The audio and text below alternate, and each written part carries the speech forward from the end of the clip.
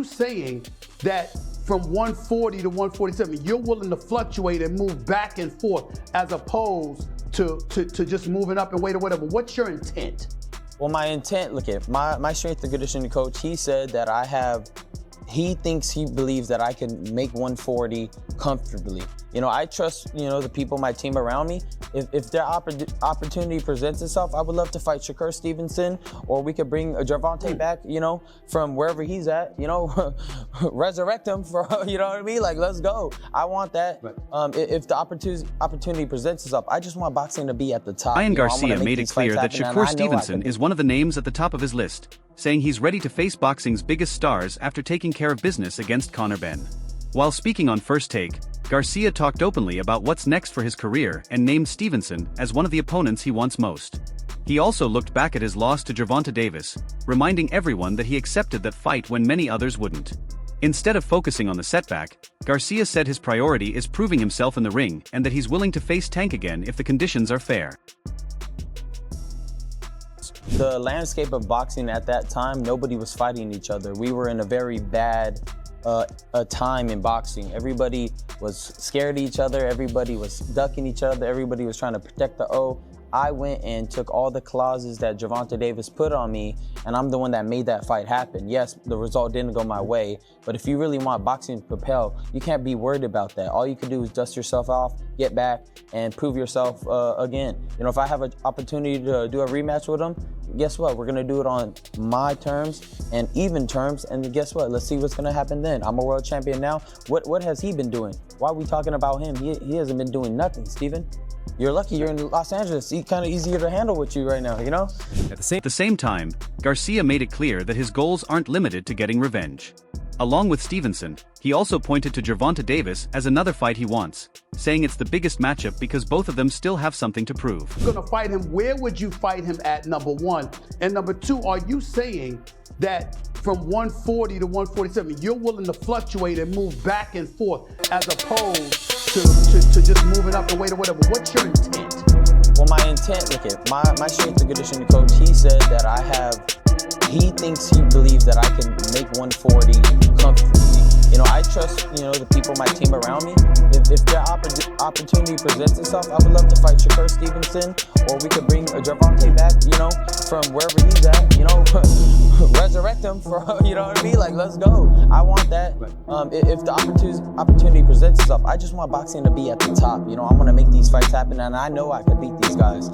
Garcia sounded confident about the direction of his career, and by mentioning Conor Benn, Shakur Stevenson, Gervonta Davis, and Devin Haney in the same conversation, he sent a clear message.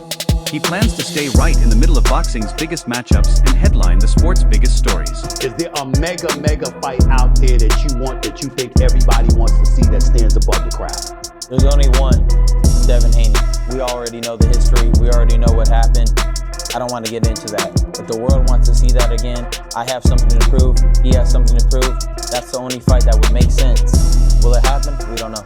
With Garcia repeatedly bringing up Shakur's name in recent interviews and Stevenson continuing to prove himself as one of boxing's most skilled technicians, a fight between them now feels more realistic than ever. Stevenson even pointed out that Garcia spent the entire week before the Barrios fight talking about him instead of focusing on other possible opponents. You're probably right though. But I think he been saying... I thought he was. I was trying to think about it. I think he been saying my name the whole week. Like, he kept, like, I want to fight Shakur. I want to fight Shakur. He wasn't saying nobody else's name like he was saying my name. So, to me, I think he's serious. I think he do want to fight, but... The biggest issue standing in the way of making the fight is still the weight class. Stevenson explained that before the Barrios fight, Garcia's team talked about a 144-pound catchweight, but later shifted the conversation to 147 pounds. At the same time, Andre Ward said Ryan Garcia looked like the best version of himself in that performance. Ward praised his confidence, explosive speed, and accurate punch selection, especially the perfectly timed right hand in the opening round that left him safe from counters. He also admired how Garcia stayed sharp from start to finish and gave proper credit to his opponents, something fighters like Shakur Stevenson highly respect. That's the most complete I've seen him. Right, he seemed sure of himself. He's always been fast, but the punch placement, even that right hand he landed in the first round, that was a good shot. Right, he was protected from a counter. He threw the jab out there. and he blinded Barrios, and the shot he landed was good, and he just stayed like that the whole night, man. I thought it was a good fight, and that's one thing I respect about you too. Like, you don't lie about your opponents, right? A lot of cats lie, and they lie either because they don't want to see that person looking that good because it make them feel better. According to Shakur, it was simply part of studying a possible future opponent, watching his reactions, reading his body language, and playing a few mental games. He also said Ryan has always been a cool guy with good energy whenever they've been around each other. In his view, nothing serious happened because it was just normal psychological preparation between two fighters. Cool, I was really playing little mental games with him. It was a lot being said, but all of it was mental games. You know, you see your future opponent or somebody that you fighting, and you size them up and see what they looking like, and that's all it really was. It wasn't nothing too major. Ryan a cool dude though. Like, that's the thing. Every time I kind of been around Ryan, he always got like cool energy and cool vibes. So. In a recent episode, Showbiz the Adult talked about the growing rivalry between Ryan Garcia and Shakur Stevenson. He said Garcia is seriously thinking about dropping back down to 140 pounds to challenge Shakur for his title, believing he can comfortably make the weight if he stays fully focused. I don't know who's going to win that fight. All I know is going to be a damn war, and there's going to be knockdowns. And we're going to get a sequel. A sequel? Yeah. Oh, okay. All right, so it's your best the puppet. Final word. and I'm lit about that fight, and I'm lit about Ryan want to be great and take the belt at 140. Ryan Garcia is going to bring that same energy, except for he's more talented and more skilled than Zapata is, and he brings the type of physical attributes that's a problem for anybody at 140. And you saw how Shakur Stevenson let his hands go against Zapata. Shakur Stevenson's high IQ, he's going to be in the pocket. I see him throwing hands back. It can be a wild fight. Terrence Crawford firmly backed Shakur Stevenson, saying he doesn't think Ryan Garcia has reached that level yet. Crawford explained that even though Garcia has looked impressive recently, Shakur's defense, footwork, and ring IQ create a completely different challenge. He believes Stevenson is much harder to catch cleanly than someone like Mario Barrios. I think he wiped the floor with him. You know, I don't think Ryan gonna be able to hit Shakur like Barrios. Barrios was right there to be hit. Barrios was too slow. Barrios didn't have no game plan. He followed them the whole fight. And Shakur is not gonna be that fighter to be hit on. It's just simple. During a recent interview, Teofimo Lopez shared his thoughts on both Ryan Garcia and Shakur Stevenson. Lopez praised Garcia's performance against Barrios, calling it outstanding and extremely sharp. He said Ryan was efficient throughout the fight, picked his punches well, and worked smoothly with his father, Henry Garcia, in the corner.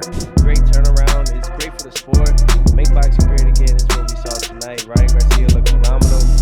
You know, they always talk about which Ryan Garcia we're going to get, and we got the one that they talk about, and that's a King Ryan. Yeah, I mean, I agree. I thought he looked super sharp in there. Jab was on point. He was fast. He was active. And he didn't just throw the left hand, right? He threw the right hand. That's when he scored that knockdown in the first rounds. What did you like most about his game tonight? I think what I enjoyed most about it and being there in the corner, like on the side, just from, you know, just watching from that view, I think he was just listening to his father a lot, you know, Henry, and I love that. Now competing at 147 pounds himself, Lopez also expressed interest in facing Ryan Garcia next. He said it's the kind of fight he'd love to make as he continues chasing major fights and hopes to win a Ring Magazine title in a third weight division. Yeah, how about that? Yeah, all those type of fights, man. I think it's great. I think it's wonderful for the sport. And, you know, you got the likes of Garcia now, you got Rolly Romero, you got Devin Haney, you got Lewis Crocker. So there's so many ways to make this happen, right? And I'm just grateful and thankful to be in this division now. And I just can't wait to kickstart it. Yeah, and what do you think is going to be better and different about you at 147? I know you're a big guy. Do you feel like you just outgrew the weight? I do. I believe that it was that time. You know what I mean? I think that there was a few things that needed to be changed. But, you know, we're here now. You know, you live and you learn, and I think that's a part of it. As long as you don't quit in this, it's just lessons. And I'm grateful for them. I take them with me, and I look forward to seeing myself at 147 and possibly, Ryan Garcia. I would love that next. Aoe believes a fight with Shakur would be easy money for the New York champion. While admitting Garcia has one of the best left hooks in boxing, he still sees Ryan as a fighter who depends too much on one weapon and lacks the footwork, versatility, and ring IQ needed to solve someone as skilled as Stevenson. That's easy money. But easy money is easy money. Get it? They can make, like, I think that, like, from my standpoint, hell no. But from a fan standpoint, this win for Garcia might make it sellable for someone to be convinced that he got a shot against Shakur at this point. So that if you can sell it, well, it's good. That's the way he goes. Garcia always targets the market, and then Shakur too. So I think both those guys together will generate some revenue. Aoe also explained Shakur Stevenson's style by comparing the way he fights to someone who patiently studies every move his opponent makes in the early rounds before making adjustments. Once Stevenson figures everything out, Aoe believes he becomes incredibly difficult to beat because of his control over distance, timing, and rhythm. The biggest paydays right now, and I would say Devin Haney and Ryan Garcia, you got to do it. Speaking about a move to 147 pounds, Aoe believes Stevenson has physically grown enough to make the jump without problems. Even so, if building a stronger legacy is the main goal, he thinks Shakur should stay at 140 pounds for another 18 to 24 months and clear out the loaded division first. Former champion Sergio Mora shared a similar opinion, saying Ryan Garcia has clearly improved but would still be stepping into a completely different level against Stevenson. Mora praised Shakur's mastery of distance and range, saying those elite skills have been with him since his amateur and Olympic days and simply can't be learned overnight. We know that this man, what he could do in many divisions and he can do at 140. Ryan Garcia proved a lot of people wrong here, but there's levels to everything. And this guy's a master of range. He's a master of distance. And he's been doing it since the amateurs. And he's been doing it in multi-divisions. So whenever you have that kind of greatness, and that is greatness, this is greatness, it's hard to doubt that. Robert Garcia also supported his fighter's direction. He said that if the Shakur fight doesn't happen, then a rematch with Ryan Garcia would be the next best choice. In his opinion, Oscar now has everything he needs to finally get his revenge. He also said Oscar has developed into a much stronger and more complete fighter who now has the ability to beat anyone in the division. Look, Ryan is great fighter, great power, great speed, so it's not going to be easy, but he knows, and we know that was his last fight before he came to me. Now he's a different man, he's a different fighter, so I definitely know it will be a totally different fight. Oscar De La Hoya praised Ryan Garcia's technical improvement throughout the fight, pointing out how calm he stayed even under pressure. Rather than chasing an early knockout, Ryan relied on a steady jab and well-planned combinations, showing patience and discipline inside the ring. From De La Hoya's perspective, it was a performance that perfectly blended Garcia's natural speed with a much higher boxing IQ. It was a masterclass performance. That jab he was popping, the way he was calm, collective, literally. But I love the fact that he was using his combinations and he stuck to the game plan. You know, just gotta stay calm. Have fun. I was telling you, have fun. Just reset. Use your jab. That's it. However,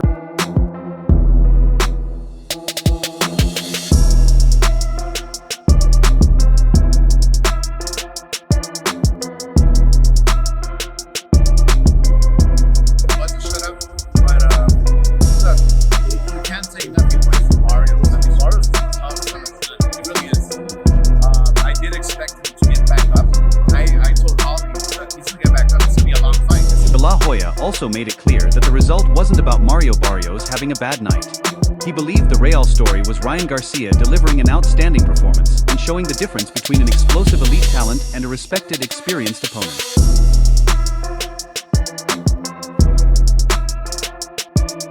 I really think that this was a good place for him to show like how deep his bag is.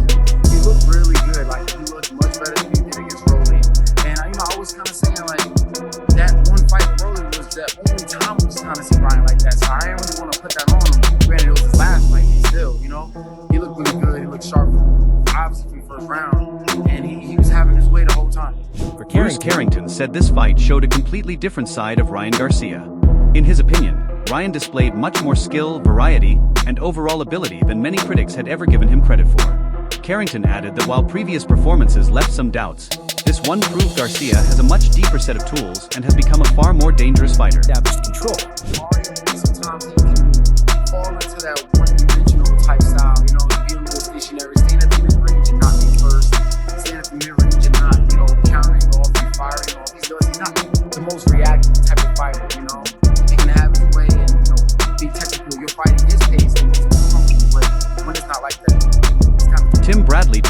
a look at the matchup and believed Ryan Garcia could have a much tougher fight than many expected. Bradley noted that Mario Barrios doesn't receive as much attention because of his quiet personality, but he still felt Barrios had strong boxing skills and deserved to be judged by what he does inside the ring rather than by his popularity. I see Ryan having a hard time. Just again, the IQ of Barrios. Say whatever you want to say about him.